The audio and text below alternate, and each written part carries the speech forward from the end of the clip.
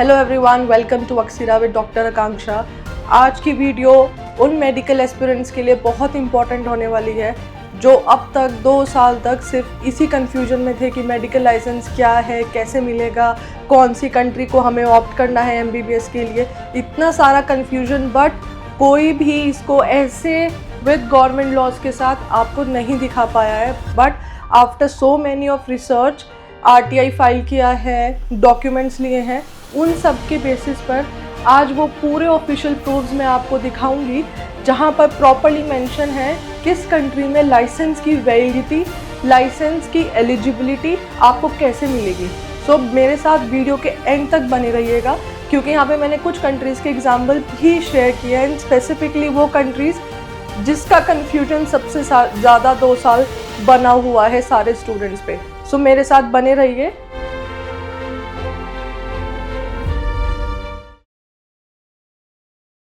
So now यहाँ पर NEET का क्यों जिक्र किया है। पूरे 2 साल एक ही वर्ड का कन्फ्यूजन चला है सब में, स्टूडेंट्स में, एजेंट्स में, गवर्नमेंट की गाइडलाइंस में। सिर्फ एक ही वर्ड की वजह से कन्फ्यूजन हुआ है लाइसेंस को लेके, और वो है एलिजिबिलिटी। एलिजिबिलिटी है क्या? एलिजिबिलिटी को हिंदी में पात्रता कहते हैं। पात्रता किसी कार्य, पद या कानूनी कार्य के लिए विशिष्ट मानकों को पूरा करने हेतु आवश्यक कौशल, ज्ञान, अनुभव या योग्यता रखने वाले व्यक्ति। ये एलिजिबिलिटी पात्रता का हिंदी वर्जन है। ये हिंदी में एलिजिबिलिटी इसको कहते हैं। अब आप मेरे साथ पूरी वीडियो में इस स्लाइड को बहुत ध्यान में रख के पूरी वीडियो सुनिएगा। मैं दोबारा से रिपीट कर रही हूँ, ये भूलना नहीं है, ये पूरा एंड तक आपको याद रखना है एलिजिबिलिटी क्या है। यहाँ पे कार्य आपका एमबीबीएस कोर्स है, आप वो कार्य कर रहे हैं। पद आपको डॉक्टर का मिलेगा, कानूनी से अभी आपका कोई मतलब नहीं है। विशिष्ट मानकों यानी कि अप्रूव्ड, यहाँ पे विशिष्ट मानकों में आपका आ जाएगा जितनी भी आप यूनिवर्सिटी लेते हैं वो अप्रूव्ड है या नहीं है, ये विशिष्ट मानकों में आएगा। पूरा करने हेतु यानी कि आपके 6 साल कंप्लीट हो गए हैं, पूरा हो गया एमबीबीएस कोर्स। आवश्यक कौशल, ज्ञान, अनुभव।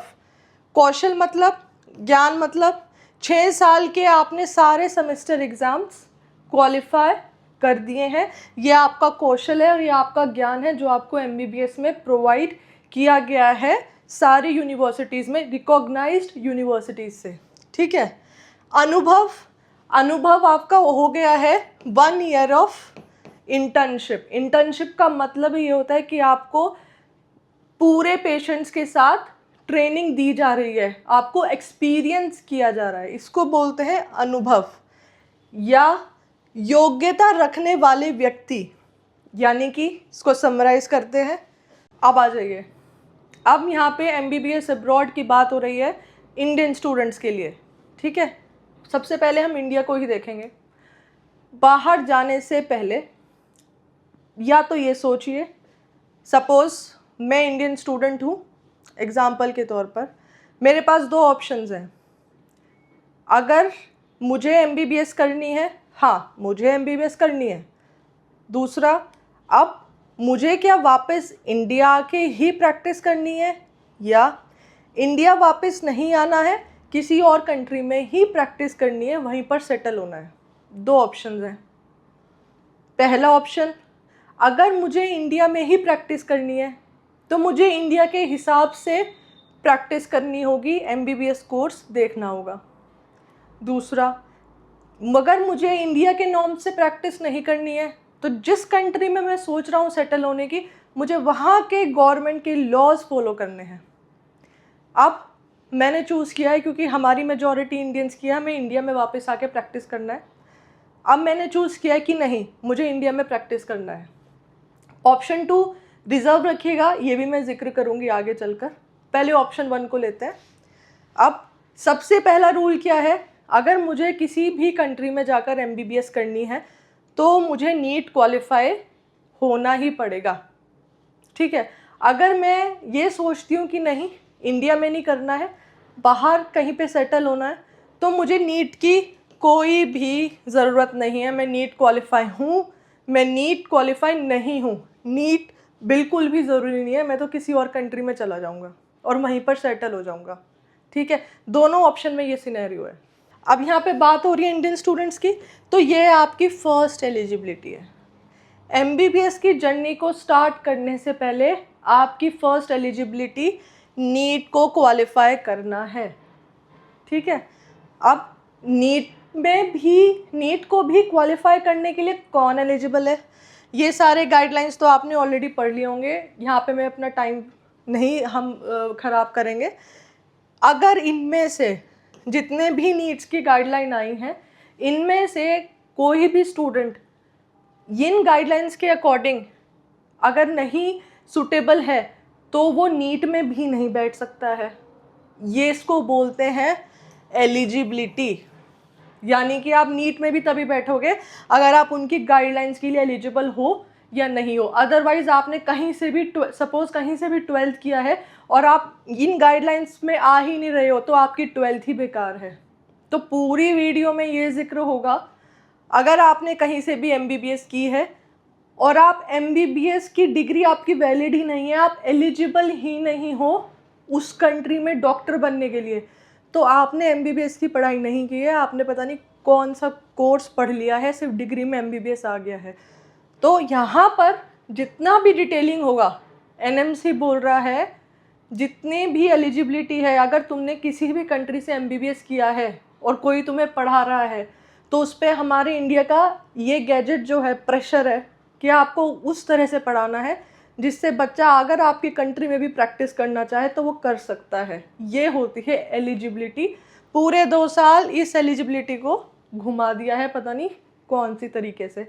यहाँ पे आप बने रहिएगा, पूरा क्लियर करते हैं ये लाइसेंस का माजरा क्या है, ठीक है। ये होती है एलिजिबिलिटी। आपने नीट क्वालिफाई किया तभी आप MBBS अब्रॉड में एलिजिबल होंगे, जाएंगे। ये आपकी फ़र्स्ट एलिजिबिलिटी हो गई। अब आते हैं, सब ने पढ़ लिया ये वाला गैजेट 2021, 18 नवंबर 2021 का गैजेट है, सबको पता है, सब ने इसको पढ़ाया है, अपनी तरीके से घुमाया है। मैं सिर्फ पूरा नहीं पढ़ूंगी, मेन मुद्दे पे आऊँगी। हमारा मेन मुद्दा लाइसेंस को लेकर है, दिस B पॉइंट, ठीक है। यहाँ पर आता है registered with respective professional regulatory body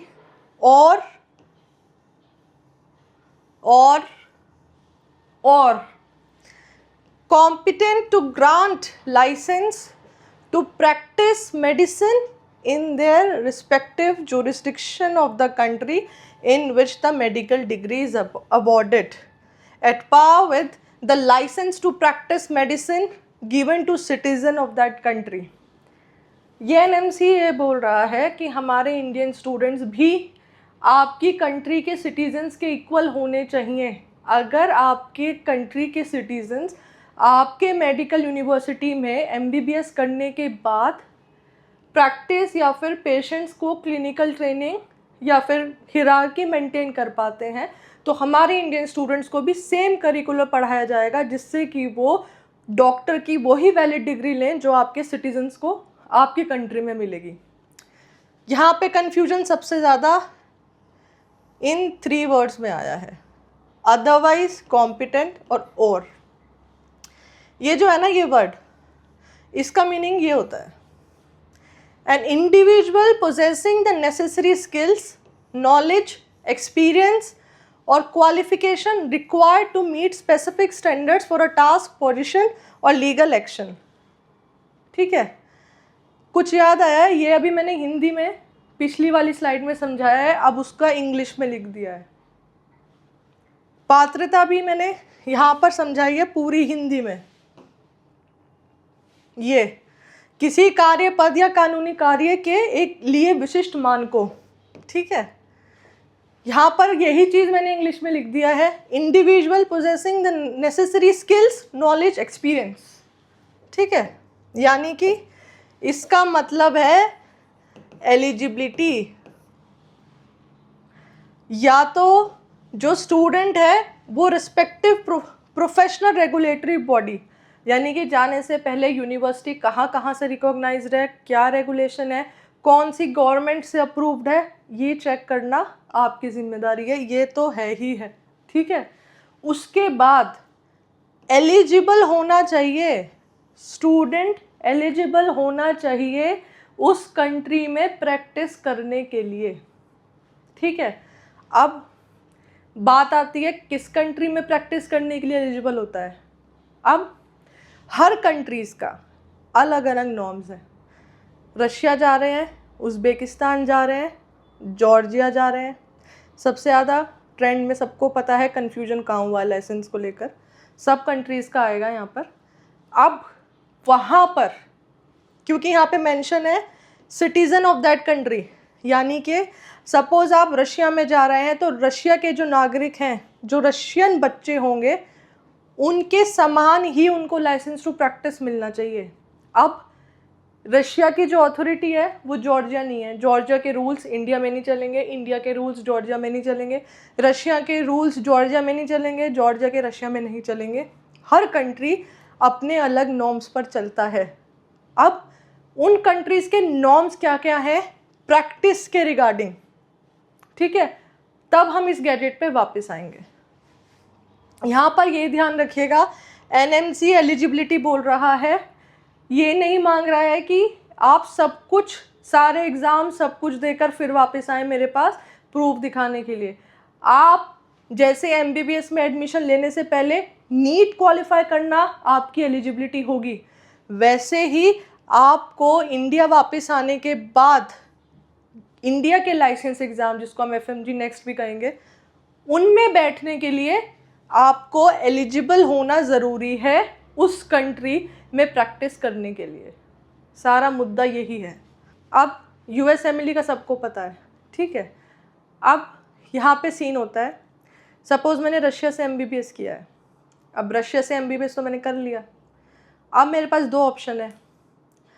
अब या तो मैं इंडिया जाके वापस प्रैक्टिस करूँ, मुझे अपने होम टाउन में ही प्रैक्टिस करना है, या फिर मैं किसी और कंट्री में सेटल होना चाहता हूँ, उसमें रशिया भी हो सकती है और आपका यूएस, कोई भी कंट्री हो सकती है। अब यहाँ पर क्या है, जिस भी कंट्री में स्टूडेंट को प्रैक्टिस करना है उस कंट्री के नॉर्म्स बिल्कुल डिफरेंट है। अगर वो रशिया में ही रुकना चाहता है तो उस कंट्री में रुकने के लिए इंडिपेंडेंट अपना क्लिनिक या हॉस्पिटल रन करने के लिए एलिजिबिलिटी डिफरेंट होगी, ठीक है। यही यूएसएमएलई कहता है। यूएसएमएलई के अकॉर्डिंग क्या है कि जितने भी मेडिकल स्कूल्स हैं WDOMS में registered with ECFMG sponsor not, ये पूरी की पूरी एलिजिबिलिटी यूएसएमएलई की है कि वो इस रेगुलेटरी बॉडी से रजिस्टर्ड होने चाहिए सारे मेडिकल इंस्टीट्यूट्स, तभी आप यहाँ पे यूएसएमएलई का फॉर्म भर सकते हैं। आप एलिजिबल हैं यूएसएमएलई में अप्लाई जैसे हम नीट में अप्लाई करते हैं ना, वैसे अप्लाई करने के लिए यहाँ पर एलिजिबल हैं, ठीक है। अब देखिए यहाँ पर इन्होंने मेंशन किया है, मैं आपको दिखा देती हूँ। यूएसएमएलई के लिए क्या होता है, if there is no ECFMG sponsor note, अगर WDOMS की वेबसाइट पे आपका ये मेंशन नहीं है स्पॉन्सर नोट्स में, तो वो मेडिकल यूनिवर्सिटीज़ एलिजिबल नहीं है। उन मेडिकल यूनिवर्सिटीज़ से एमबीबीएस करने वाले बच्चे यूएसएमएलई नहीं दे सकते हैं, नॉट एलिजिबल एट ऑल। अब ये स्पॉन्सर नोट कैसा है, कैसे आप डिटेलिंग निकालेंगे, ये मैं बताती हूँ। WDOMS की वेबसाइट पे जाएंगे, होम पेज पे जाएंगे, कंट्री डालिए, कंट्री के बाद जो भी आपको यूनिवर्सिटी आपने चूज़ की है उस यूनिवर्सिटी को जाइए, देन आपके पास ये वाला पेज ओपन होगा, ठीक है। मैंने यहाँ पे आपको एक रेफरेंस दिया है, ऐसा नहीं है कि रशिया में सारी यूनिवर्सिटीज़ और एफिलिएशन नहीं, बिल्कुल मैं अनबायस्ड वीडियो बना रही हूँ हर कंट्री के हिसाब से। हर कंट्री में कुछ ना कुछ होगा कि वो एलिजिबल नहीं होंगे, कुछ कंट्रीज़ में कुछ इंस्टीट्यूट्स बहुत अच्छे लेवल पे एलिजिबल हैं, ठीक है। तो अब ये रशिया में ये मेडिकल इंस्टीट्यूट के स्पॉन्सर नोट्स में कुछ भी नहीं है। तो क्या यहाँ से क्वालिफाई करने वाला बच्चा USMLE दे पाएगा? एलिजिबल ही नहीं है। कुछ भी हो सकता है इस बच्चे का, क्योंकि यहाँ पे इन्होंने पूरी रिसर्च करी ही नहीं है। सेकेंडली, ये भी एक रशिया का ही है बेलाग्रूट, ये भी यूनिवर्सिटी रशिया की है। आप इसके स्पॉन्सर नोट्स में देखिए, ECFMG United states of America, ध्यान से पढ़ लीजिए उसको, मैं साइड हो जाती हूँ।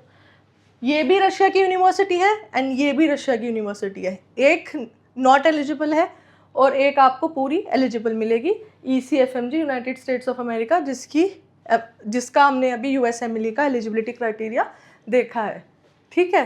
तो ये आपको सर्च करने के लिए आप अपने करियर को कैसे बचा सकते हैं अपनी रिसर्च करने के बाद, ये उसके मैं आपको तरीके बता रही हूँ। नाउ अब उन कंट्रीज़ पे जाएंगे जो काफ़ी चर्चित थी, पूरे 2 साल कन्फ्यूजन ही रहा है बच्चों में, पेरेंट्स में, हमारी एजेंट कम्युनिटी में, सब में। तो उनका रियलिटी एक बार देख लेते हैं। आते हैं उज़्बेकिस्तान पे। ये समरकंद यूनिवर्सिटी है, जो बच्चे अभी एक्सप्लोर कर रहे हैं उनको अच्छे से नाम पता होगा समरकंद का, है ना।